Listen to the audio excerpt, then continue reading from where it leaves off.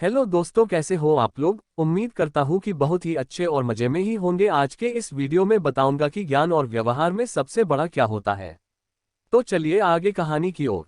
ज्ञान बड़ा या व्यवहार। एक बड़े राजा हुआ करते थे। जितने वह पराक्रमी थे उतने ही समझदार भी थे। उन्होंने अपने दरबार में कई ज्ञानी लोगों को अच्छे ओहदे पोजीशंस दे रखे थे। वह सबका काफी सम्मान करते थे, लेकिन इन सब में जिनका वह सबसे ज्यादा सम्मान करते थे वह थे उनके राज्य के राजपुरोहित।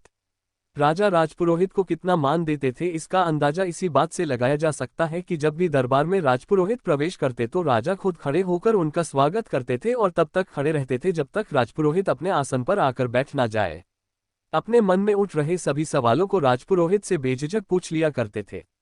राजपुरोहित भी अपनी बुद्धि से उनका अच्छे से उत्तर दिया करते थे।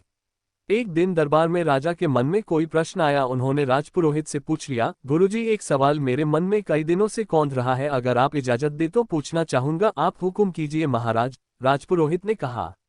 जैसे कि मैंने बताया, कई दिनों से यह सवाल मुझे परेशान कर रहा है। मुझे विश्वास है कि इसका ऐसा उत्तर जिससे मुझे संतुष्टि मिले केवल आप ही दे सकते हैं। सवाल यह है कि ज्ञान बड़ा होता है या व्यवहार, राजा ने पूछा। राजपुरोहित सोच में पड़ गए। यह सवाल सच में मुश्किल था। ऐसा नहीं है कि उन्हें इस सवाल का उत्तर नहीं मालूम था, लेकिन उसे कैसे राजा को सरल तरीके से समझाया जाए यह उनके समझ में नहीं आ रहा था। राजपुरोहित ने विनती कर राजा से कुछ दिनों की मोहलत मांग ली ताकि कोई ऐसा तरीका ढूंढ सके जिससे इस सवाल का उत्तर राजा को संतुष्ट कर पाए। दरबार खत्म हो गया। राजपुरोहित अपने घर वापस लौट गए। उस दिन से वो चिंता में रहने लगे। उन्हें समझ नहीं आ रहा था कि कैसे राजा के सवाल का उत्तर दिया जाए। 2-3 दिन बीत गए, लेकिन राजपुरोहित अभी भी इसी कश्मकश में थे और वह ना अच्छे से सोते थे, ना ही ठीक से सो पाते थे, ना ही खा पी पा रहे थे। उनकी पत्नी यह सब देख रही थी, सो पत्नी ने राजपुरोहित से उनकी परेशानी का कारण पूछा। राजपुरोहित ने सारी समस्या अपनी पत्नी से कही। उनकी पूरी बात ध्यान से सुनने के बाद उनकी पत्नी ने उन्हें एक उपाय बताया और कहा कि अगर आप ऐसे करोगे तो राजा को आपका उत्तर समझ भी आएगा और संतुष्टि भी मिलेगी।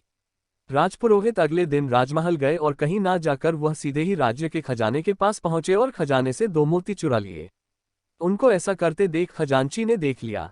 खजांची को अपनी आंखों पर विश्वास नहीं हुआ। उसने सोचा शायद उसको भ्रम हुआ है, क्योंकि राजा के इतने खास राजपुरोहित चोरी करे ऐसा कोई भी नहीं मान सकता था। उनके एक बार कहने से राजा उनको बेशुमार धन दौलत दे देता। अगले दिन राजपुरोहित फिर से खजाने से 2 मोती चुरा लाए। फिर से एक बार खजांची ने यह सब देखा। अब उन्हें लगा कि उन्होंने कल जो देखा था वह कोई भ्रम नहीं था। कोई दूसरा व्यक्ति होता तो तुरंत उसे पकड़कर सजा दे देते। यह तो राजा के खास राजपुरोहित थे, और जितना खजांची राजपुरोहित को जानता था वह तो बड़े भले आदमी हैं, जरूर उन पर कोई मुसीबत आई होगी इसलिए उन्हें ऐसा करना पड़ा होगा। यह सोचकर खजांची ने कोई भी प्रतिक्रिया नहीं दी। जब 2-3 दिनों तक फिर यही घटना दोहराई गई तब खजांची ने अपना धर्म निभाते हुए इस चोरी की खबर राजा तक पहुंचा दी।